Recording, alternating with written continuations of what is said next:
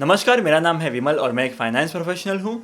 आज की वीडियो काफ़ी ज़्यादा इंपॉर्टेंट है क्योंकि मैं आज की वीडियो में आपको बताने वाला हूँ फाइनेंशियल फ्रीडम के बारे में सब कुछ। फाइनेंशियल फ्रीडम को हर कोई अचीव करना चाहता है और यहाँ पर इसको अचीव करने के लिए लोग काफ़ी सारी जगह पे इन्वेस्टमेंट्स करते हैं और हर कोई ये चाहता है कि उसके इन्वेस्टमेंट्स पर अच्छे खासे रिटर्न जनरेट हो। जब कभी भी फाइनेंशियल फ्रीडम की बात आती है या हम कभी भी फाइनेंशियल फ्रीडम की प्लानिंग करते हैं तो यहाँ पर 3 इंपॉर्टेंट चीज़ें हैं जिसको सबसे पहले क्लैरिफाई करना चाहिए। तो वो 3 चीज़ें क्या हैं, किस तरीके से करनी चाहिए, इसके बारे में मैं इन डेप्थ में डिस्कस करूंगा और इसके साथ साथ वीडियो के एंड में मैं आपको देने वाला हूँ एक बोनस टिप। अगर आप फाइनेंशियल फ्रीडम की प्लानिंग कर रहे हैं तो ये टिप आपके लिए काफ़ी ज़्यादा इंपॉर्टेंट होने वाली है।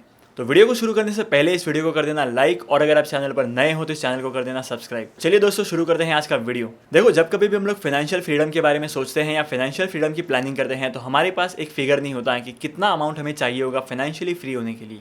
और यहाँ पर दूसरी चीज़ है कि आप वो पैसा कैसे कमाने वाले हैं और कहाँ पर सेव करने वाले हैं। इसके बाद इंपॉर्टेंट चीज़ है स्ट्रैटेजी। आप कौन सी स्ट्रैटेजी का यूज़ करके आप अपनी इन्वेस्टमेंट्स को करेंगे और इस पर अच्छे खासे रिटर्न्स कमाएंगे ताकि वो फ्यूचर में आपको फाइनेंशियली फ्री कर सके। देखो, जब कभी भी हम लोग फाइनेंशियल फ्रीडम की बात करते हैं तो यहाँ पर 4 कैटेगरी के लोग होते हैं। यहाँ पर पहली कैटेगरी में वो लोग आते हैं जो कहते हैं कि पैसा कमाओ और इन्वेस्टमेंट करते जाओ और जब आप रिटायर होंगे तो आपके पास पैसा ही पैसा होगा और आप इंजॉय कर सकते हैं आपकी लाइफ को।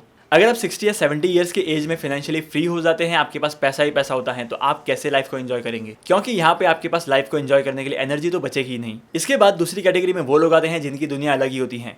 आई एम 100% श्योर कि आप उन लोगों में से नहीं हो क्योंकि आप ये वीडियो देख रहे हो। ये लोग जो है फाइनेंशियल फ्रीडम के बारे में कभी सोचते ही नहीं है, कभी रिटायरमेंट के बारे में नहीं सोचते हैं। ये लोग अपने डेली के रूटीन को फॉलो करते जाते हैं और जैसा रूटीन चलता है वैसे ये लोग चलते हैं। काफी बार ये चीज ऑब्जर्व करने को मिली है कि इस कैटेगरी के लोग काफी बार जॉब से परेशान होते हैं। जिस काम को वो कर रहे हैं उस काम को पसंद नहीं कर रहे हैं लेकिन फिर भी करते जाते हैं और जब इनके पास सैलरी आती है, जब इनके पास पैसे आते हैं तो ये अपनी इंजॉयमेंट के लिए, अपनी नीड्स को पूरी करने के लिए खर्च कर देते हैं।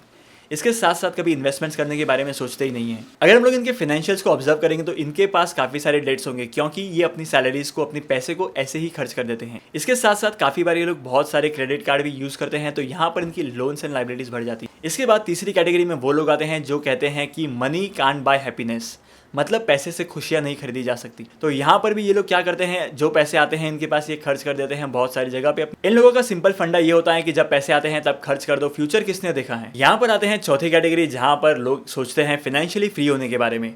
जो लोग सर्च करते हैं बहुत सारे मल्टीपल सोर्सेस ऑफ इनकम जहाँ पर उन लोगों को पैसिव इनकम मिल सके। इन लोगों का मानना ये होता है कि कब जल्दी हम लोग रिटायर हो सके और कब हमारे पास ज़्यादा से ज़्यादा पैसा आ सके जिसकी वजह से ये फाइनेंशियली फ्री हो सके। अगर आप कैटेगरी 1, कैटेगरी 2 या कैटेगरी 3 से बिलोंग करते हो और आपको फाइनेंशियली फ्री होना है तो आपको कैटेगरी 4 के लोगों की तरह सोचना होगा। आपको फाइंड आउट करना होगा पैसिव इनकम का सोर्स और इन इनकम के सोर्सेज से आप अपनी इनकम को मल्टीप्लाई कर सकते हैं और अपने रिटर्न्स को डबल कर सकते हैं। फाइनेंशियली फ्री होने के लिए काफ़ी सारे स्ट्रैटेजीज होती हैं जो बहुत सारे इन्वेस्टर्स यूज़ करते हैं, फिर चाहे वो वॉरेन बफेट हो, राकेश झुनझुनवाला हो या राधा कृष्ण दमानी हो। इस कॉमन रूल का यूज़ हर कोई करता है और अगर आप इसका यूज़ करेंगे तो आप अपनी रिटर्न्स को डबल कर सकते हैं। अगर आप इस रूल का यूज़ करते हैं तो आप अपनी फाइनेंशियल फ्रीडम जो है वो काफ़ी जल्दी अचीव कर सकते हैं। तो इसकी टेक्निक का नाम है द 4% रूल।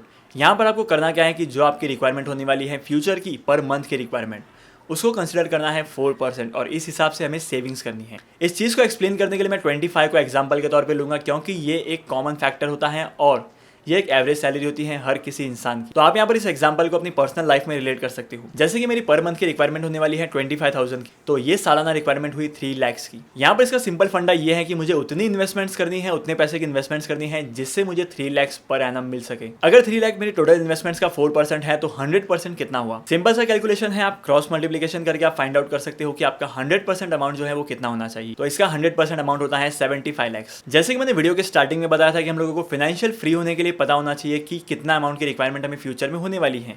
तो मुझे फ्यूचर में रिक्वायरमेंट होने वाली है 25,000 पर मंथ के हिसाब से एक साल का 3 लाख रुपया। तो यहाँ पर मुझे रिटायर होने से पहले या फाइनेंशियली फ्री होने से पहले 75 लाख तक की इन्वेस्टमेंट्स करनी होगी जहाँ पर मैं कम से कम 4% का इंटरेस्ट अर्न करूंगा। होप करता हूँ कि मैंने अभी तक आपको जो कुछ भी समझाया है वो समझ में आ गया होगा और अभी से जो वीडियो है ये काफ़ी ज़्यादा इंपॉर्टेंट होने वाला है तो ध्यान से सुनना। अगर मैं यूएसए की बात करूँ, यूरोप की बात करूँ या किसी और कंट्री की बात करूँ तो यहाँ पर 4% का रूल जो है फिजिबल लगता है। लेकिन अगर इंडिया का इन्फ्लेशन देखा जाए तो ये 5 से लेकर 6% के बीच में होता है। तो यहाँ पर 4% का अगर हम लोग रिटर्न कमाते हैं तो ये हमारी इन्वेस्टमेंट्स की नीड को फुलफिल नहीं कर पाएगा। तो यहाँ पर थोड़ा सा गर्म मसाला मिलाना पड़ेगा इस इन्वेस्टमेंट्स की स्ट्रैटेजी में। जैसे कि हमारे प्रीवियस वाले एग्जाम्पल में हम लोगों ने टारगेट किया था 4% तक के रिटर्न का, लेकिन यहाँ पर हमारा टारगेट जो है वो 8% का होगा। मतलब यहाँ पर मिनिमम हम लोग को 8% अर्न करना है अपनी टोटल इन्वेस्टमेंट इन्वेस्टमेंट्स पर। और 8% इंडिया में अर्न करना काफ़ी बड़ी बात नहीं है। यहाँ पर आप आसानी से 8% तक अर्न कर सकते हैं। अगर आप म्यूचुअल फंड में भी इन्वेस्टमेंट्स करते हैं तो यहाँ पर आपकी रिटर्न जो है वो 10 से लेके 15% के अंदर अंदर होती है। अब यहाँ पर इतना सारा अमाउंट इन्वेस्टमेंट्स करोगे कैसे, और यहाँ पर इतना इंटरेस्ट कमा के अपनी फाइनेंशियल फ्रीडम होने के टारगेट को कैसे अचीव करोगे। यहाँ पर सबसे पहले काम आपको करना है इतनी इन्वेस्टमेंट्स को डाइवर्सिफाई। इन्वेस्टमेंट्स को डाइवर्सिफाई कैसे करते हैं और किस तरीके से करनी चाहिए, इसके ऊपर मैंने एक अलग से वीडियो बनाया हुआ है, तो आप उस वीडियो को चेकआउट कर सकते हैं, लिंक डिस्क्रिप्शन में मिल जाएगा। जिन लोगों को डाइवर्सिफिकेशन के बारे में पता नहीं है उन लोगों को मैं बता देता हूं कि जब कभी भी हम लोग इन्वेस्टमेंट्स करते हैं तो हम लोगों को अलग अलग इन्वेस्टमेंट ऑप्शन में इन्वेस्टमेंट्स करना चाहिए। यहाँ पर क्या होता है कि हम अपनी इन्वेस्टमेंट्स के रिटर्न को डबल कर सकते हैं या इंक्रीज कर सकते हैं। यहाँ पर दूसरी इंपॉर्टेंट चीज ये है कि आपके पास आपका इमरजेंसी फंड जरूर होना चाहिए। इमरजेंसी फंड मतलब क्या, आपको फ्यूचर में कभी भी रिक्वायरमेंट हो गई या आप कभी भी बीमार पड़ गए या कुछ इमरजेंसीज आ गई तो वहां पर आपके खर्च करने के लिए पैसा जो है वो अलग से रखना है। मतलब जो आपका फाइनेंशियल फ्रीडम होने के लिए जो टारगेट आपने रखा है उसकी इन्वेस्टमेंट्स अलग और इमरजेंसी फंड जो है वो आपको अलग रखना है।